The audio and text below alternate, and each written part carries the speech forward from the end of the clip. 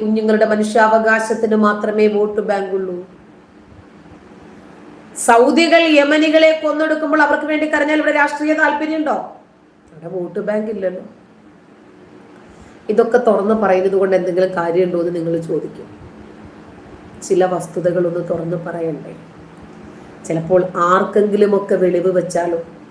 ഈ നന്മ മരം ചമയുന്ന മനുഷ്യാവകാശത്തോടൊപ്പവും കരയുന്ന മനുഷ്യന്റെ ഇരകളാക്കപ്പെടുന്ന മനുഷ്യന്റെ വേദനയ്ക്കൊപ്പവും നിൽക്കുകയാണ് എന്ന് അവകാശപ്പെടുന്ന ഇത്തരക്കാർ ശരിക്ക് പറഞ്ഞാൽ വേട്ടക്കാർക്കൊപ്പമാണ് നിൽക്കുന്നതെന്നും അവിടെ നിൽക്കുന്നത് കൊണ്ട് ഇവർക്ക് താല്പര്യങ്ങൾ ഉണ്ട് എന്നും ഇവരുടെ സ്വാർത്ഥതയാണ് അതിനിവരെ പ്രേരിപ്പിക്കുന്നതെന്നും വിളിച്ചു പറയണ്ടേ?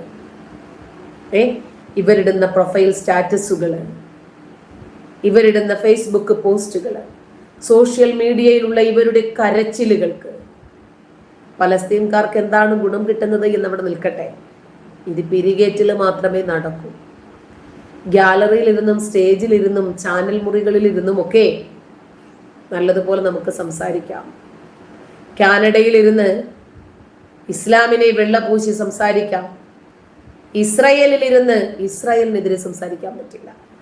ഒരു സ്ത്രീയും കുട്ടിയും ഇസ്രായേലിനെതിരെ പോസ്റ്റ് ഇടുകയും പ്രതിഷേധിക്കുകയും ചെയ്തപ്പോൾ ഇസ്രായേലിന്റെ സൈനികർ അവിടെ എത്തിയിട്ട് പറഞ്ഞത് കേട്ടില്ലേ, ഗാസയിലേക്ക് പോയിക്കോന്നു. അതുപോലെ ഈ രാജ്യത്തിരുന്ന് ഈ രാജ്യത്തിന് വിരുദ്ധമായി പ്രവർത്തിക്കുന്ന ആളുകളെ കൊണ്ടുവിടണം പാകിസ്ഥാന്റെ അതിർത്തിയിലേക്ക്. ഹമാസിനോട് നിങ്ങളാണ് ഈ യുദ്ധം തുടങ്ങിയത് എന്ന് പറയാൻ, നിങ്ങളാണ് ഇസ്രായേലിനെ അങ്ങോട്ട് കയറി ചൊറിഞ്ഞത് എന്ന് പറയാൻ, ഇത് തീക്കളിയാണ് എന്ന് നിങ്ങൾക്ക് ഓർമ്മയുണ്ടാകണമെന്ന് പറയാൻ, ഇസ്രായേലിന്റെ ജൂതപ്പക എന്താണ് എന്ന് നിങ്ങൾക്കറിയില്ലേ എന്ന് ചോദിക്കാൻ ഒരാളും മുന്നോട്ട് വന്നില്ല. ഒക്ടോബർ 7-ാം തീയതി നിങ്ങൾ നടത്തിയത് നരനായാട്ടാണ് എന്ന് പറയാൻ, നിസ്സഹായരായ നിരായുധരായ നിരപരാധികളായ പാവപ്പെട്ട 1400 മനുഷ്യരെ വധിച്ച് നിങ്ങളാണ് ഈ യുദ്ധം തുടങ്ങി വെച്ചതെന്നും നിങ്ങൾ ചെയ്തത് ഭീകരവാദമാണെന്നും പറയാൻ നിങ്ങൾക്ക് സാധിക്കാതെ പോകുന്നത് കൊണ്ടാണ് വിളിച്ചു പറയേണ്ടി വരുന്നത്. നിങ്ങള് ചുണ്ടക്ക കൊടുത്തിട്ട് വഴുതനങ്ങ വാങ്ങുകയാണ്, പോയി ചൊറിഞ്ഞു, അവര് തിരിച്ചു മാന്തി പൊളിക്കുന്നു. അപ്പോ കുറച്ച് ബന്ധികളെ ഇവര് പിടിച്ചു വെച്ചിട്ടുണ്ട്. ആ ബന്ധികൾക്ക് വേണ്ടി എന്തായിരുന്നാലും ഇസ്രായേൽ എന്ന രാഷ്ട്രത്തെ മറക്കാൻ നെതന്യാഹു തയ്യാറാകില്ല. അതായത് അവർക്ക് ബന്ധികളെ വേണം. പക്ഷെ ഈ ബന്ധികളെ വെച്ച് വിലപേശുമ്പോൾ ഇസ്രായേൽ ഇവര് മുന്നോട്ട് വെക്കുന്ന എല്ലാ കരാറുകളും അംഗീകരിച്ച് ഈ യുദ്ധം അങ്ങ് അവസാനിപ്പിക്കുമെന്ന് ധരിച്ചു പോകരുത്, നടക്കില്ല. ഈ ചോരക്കളി ഹമാസ് തുടങ്ങി വെച്ചു, ഹമാസ് തന്നെ അവസാനിപ്പിക്കണം. ഇസ്രായേൽ പറഞ്ഞു, നിങ്ങൾ തുടങ്ങിയ ഈ ചോരക്കളി ഞങ്ങൾ അവസാനിപ്പിക്കും. സാധാരണക്കാരായ മനുഷ്യരെ പരിചകളാക്കി ഉപയോഗിക്കുന്നത് ഹമാസാണ് എന്ന് പറയാൻ, ഗാസയിലെ ലക്ഷക്കണക്കിന് ജനങ്ങളുടെ ജീവിതം തകർത്തത് ഹമാസാണ് എന്ന് പറയാൻ നമ്മുടെ മനുഷ്യ മനസാക്ഷി നമ്മളെ അനുവദിക്കുന്നില്ലെങ്കിൽ യാഥാർത്ഥ്യത്തിനെതിരെ മുഖം തിരിക്കുകയാണ് നമ്മൾ ചെയ്യുന്നത്.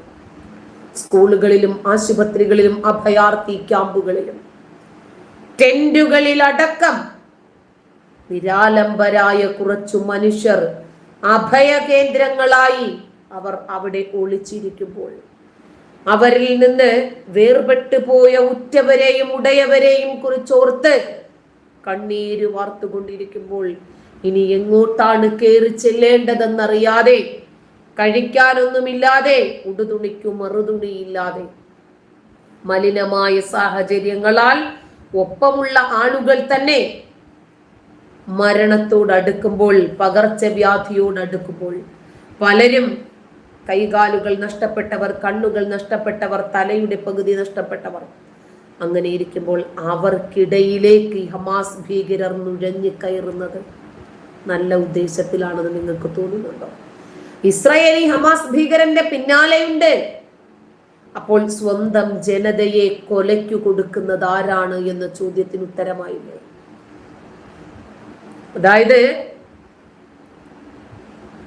പലസ്തീനിലെ മനുഷ്യർക്ക് ലോകം നൽകിയ സംഭാവനകൾ ഉപയോഗിച്ച് പലസ്തീനിലെ സാധാരണക്കാരായ ആളുകൾ ഈ ഹമാസ് ഭീകരർ കാരണം ഒരുപാട് പ്രതിസന്ധിയിലാണ്. അവരുടെ ജീവിതം ഒന്ന് പച്ച പിടിപ്പിക്കുന്നതിനു വേണ്ടി അവർക്ക് ലോക ജനങ്ങൾ സഹായിച്ച പണം ഉപയോഗിച്ച് ടണലുകൾ ഉണ്ടാക്കി, ആയുധ ശേഖരങ്ങൾ ഉണ്ടാക്കി, യുദ്ധത്തിന് വേണ്ടുന്ന സാധന സാമഗ്രികൾ ഉണ്ടാക്കി ഹമാസ് ഭീകരർ. ഒരിക്കലും ഗാസയിലെയോ പലസ്തീനിലെയോ സാധാരണ ജനങ്ങൾക്ക് ഒരു സുരക്ഷ ഒരുക്കാൻ ഇവർക്ക് കഴിഞ്ഞില്ല. എന്നിട്ട് ആ രാജ്യത്തേക്ക് ഇവർ ഭീകരവാദം കയറ്റിവിട്ടു. ഈ റോക്കറ്റ് വിട്ട് കളിക്കൽ നിർത്തണമെന്ന് പറയാൻ അമേരിക്ക തയ്യാറായിട്ടുണ്ട്. മതസാഹിത്യത്തിലെ പാരമ്പര്യ ഉടപ്പിറപ്പുകൾക്ക് ഒന്നും പറയാനുണ്ടാകില്ല. കാരണം അപ്രിയ സത്യങ്ങൾ പറഞ്ഞ് അപ്രിയരാകാൻ ഇവർക്ക് സാധിക്കില്ല. കാറ്റിനൊപ്പിച്ചു തൂറ്റാനും നേട്ടമുള്ളിടത്ത് നോട്ടമിടാനും കയ്യടി കിട്ടുന്നിടത്ത് വിരിഞ്ഞു നിൽക്കാനും ചില സത്യങ്ങളോട് അഭിസംബോധന ചെയ്യേണ്ടതിന് പകരം സ്വാർത്ഥ താല്പര്യങ്ങളെ കെട്ടിപ്പടുക്കാനുമാണ് ഇന്ന് ഈ കപട രാഷ്ട്രീയക്കാർക്കും കപട മതവിശ്വാസികൾക്കും താല്പര്യം. ഇതുപോലെ ഫാൻസുകളും ആവേശ കമ്മിറ്റിക്കാരും നമ്മുടെ നാട്ടിലുള്ളിടത്തോളം കാലം നമ്മുടെ നാട് നാളെ ഒരു പലസ്തീനാകില്ല എന്ന് പറയാൻ പറ്റില്ല, നാളെ ഒരു പാകിസ്ഥാൻ ആകില്ല എന്ന് പറയാൻ പറ്റില്ല. അതിന് പ്രത്യേകിച്ച് ഒരു പാകിസ്ഥാനിയുടെ ശത്രുതയുടെ ആവശ്യമില്ല. ഒരു അഫ്ഗാനിയോ ഒരു ബംഗ്ലാദേശിയോ ആയുധത്തിന് മൂർച്ച കൂട്ടി ഈ രാജ്യത്തേക്ക് കടന്നു വരേണ്ട കാര്യവുമില്ല. നമ്മുടെ രാജ്യത്ത് തന്നെയുണ്ട്.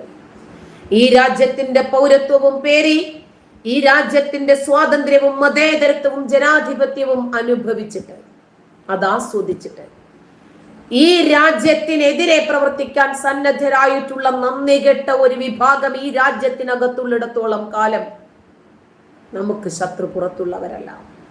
പുറത്തുള്ള ശത്രുവിനെ എങ്ങനെയാണ് നേരിടേണ്ടത് എന്ന് രാജ്യത്തിനറിയാം, സൈനികർക്കറിയാം. പക്ഷേ അകത്തുള്ള ശത്രുവിനെതിരെ ആയുധമെടുക്കാൻ ഈ രാജ്യത്തിനാവില്ലല്ലോ. ഐക്യരാഷ്ട്രസഭയും അന്താരാഷ്ട്ര നീതിന്യായ കോടതിയും വരെ പറഞ്ഞിട്ട് ഇസ്രയേല് തിരിച്ചു പറയുന്നു, ഞങ്ങളോട് നിങ്ങൾ യുദ്ധം അവസാനിപ്പിക്കാൻ പറയുന്നു. പക്ഷേ ഈ യുദ്ധം തുടങ്ങി വെച്ചതാരാണ്? ഇപ്പോഴും ഹിസ്ബുള്ളയെ കൂട്ടുപിടിച്ച്, ഹൂതികളെ കൂട്ടുപിടിച്ച്, യമനികളെ കൂട്ടുപിടിച്ച്, ഇറാനെ കൂട്ടുപിടിച്ച് ഇപ്പോഴും എന്തൊക്കെ തരത്തിലുള്ള ക്രൂരകൃത്യങ്ങളാണ് ഹമാസ് ചെയ്തുകൊണ്ടിരിക്കുന്നത്. അതൊക്കെ ഞങ്ങൾ കണ്ടില്ലെന്ന് നടിക്കണോ എന്നാണ് ഇസ്രായേലിന്റെ ചോദ്യം.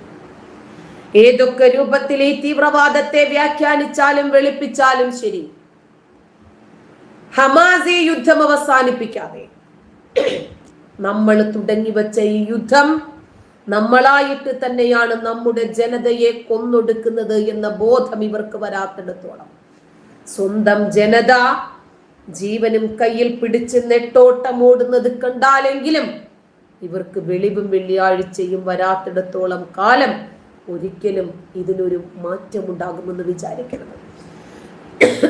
കാരണം ഇവരെ സംബന്ധിച്ചിടത്തോളം ഇസ്രായേലിലെ വനിതകളെ പിടിച്ചു കൊണ്ടുപോയി അവര് കാണിക്കുന്ന ക്രൂരകൃത്യങ്ങൾ അവര് തന്നെ വീഡിയോ പിടിച്ച് പുറത്തിടുക. സ്ത്രീകളെ വളരെ ക്രൂരമായി ബലാത്സംഗം ചെയ്യുകയും കുഞ്ഞുങ്ങളോടും നീചമായും നികൃഷ്ടമായും മനുഷ്യത്വരഹിതമായും ഇടപെടുകയും ചെയ്യുന്ന ഈ ഹമാസ് ഭീകരരെ സംബന്ധിച്ചിടത്തോളം അവർക്ക് ഇവര് ജൂതന്മാരാണ്. ആ സ്ത്രീയെ മനുഷ്യ സ്ത്രീയായിട്ടോ ആ കുഞ്ഞിനെ മനുഷ്യ കുഞ്ഞായിട്ടോ കാണാൻ ഇവർക്ക് കഴിയില്ല. ഇവരെങ്ങനെയാ കാണുന്നത്? ജൂതന്മാരാണ്. അവർ ഇസ്ലാമിന്റെ ശത്രുക്കളാണ് എന്ന രൂപത്തിൽ കാണാൻ മാത്രമേ അവർക്ക് കഴിയൂ. സ്ത്രീകളെ വിത്തുപാകാനുള്ള വെറും ഒരു കൃഷിയിടമായി മാത്രം കണ്ട് ശീലിച്ച ഇവർക്ക്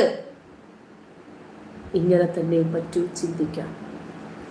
സ്ത്രീകളെ ബഹുമാനിക്കുകയോ ആദരിക്കുകയോ അവർക്ക് എല്ലാ മനുഷ്യനും നൽകുന്ന രൂപത്തിലുള്ള സ്വാതന്ത്ര്യം നൽകുകയും ചെയ്യുന്ന രാജ്യത്തെ കാണുമ്പോൾ ആ രൂപത്തിലുള്ള ധർമ്മ പരിപാലകരെ കാണുമ്പോൾ ഇവർക്കത് സഹിക്കാൻ കഴിയില്ല. കാരണം ഇവർക്ക് വെറും ഒരു കളിക്കാനും കുളിക്കാനും തല്ലാനും തടവാനുമുള്ള ഒരു ഭോഗവസ്തു മാത്രമാണ് സ്ത്രീ. അതുകൊണ്ട് ആ ജൂത സ്ത്രീ കിടന്ന് പിടയുമ്പോൾ, അവര് കിടന്ന് നിലവിളിക്കുമ്പോൾ, പ്രാണനു വേണ്ടി യാചിക്കുമ്പോൾ ഇവർക്കൊരിക്കലും സാധിക്കില്ല അവരെ മനുഷ്യനായി കാണാൻ.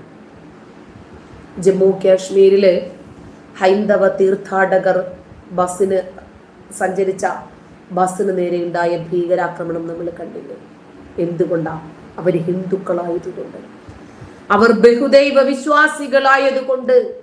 ബഹുദൈവ വിശ്വാസികൾ നമ്മളുടെ കരങ്ങളാൽ ആക്രമിക്കപ്പെടണം, അവർ ഈ ഭൂമിക്ക് ഭാരമാണ്, അവർ കൊല്ലപ്പെടണം എന്ന തത്വം അംഗീകരിക്കുന്നത് കൊണ്ട്.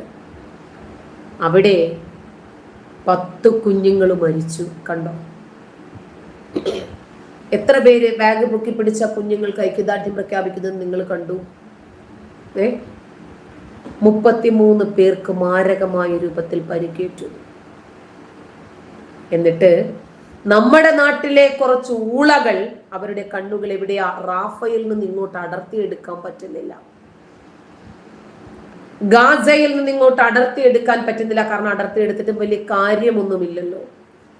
റാഫയിലേക്കും ഗാസയിലേക്കും നോക്കി അവരുടെ മനുഷ്യാവകാശത്തിനു വേണ്ടി മാത്രം കരയുന്ന ഇവരുടെ ഉള്ളിലുള്ളത് ശരിയായ മനുഷ്യത്വമാണ് എന്ന് മനുഷ്യരായിട്ടുള്ളവർ അംഗീകരിക്കില്ല. നമ്മുടെ കേരള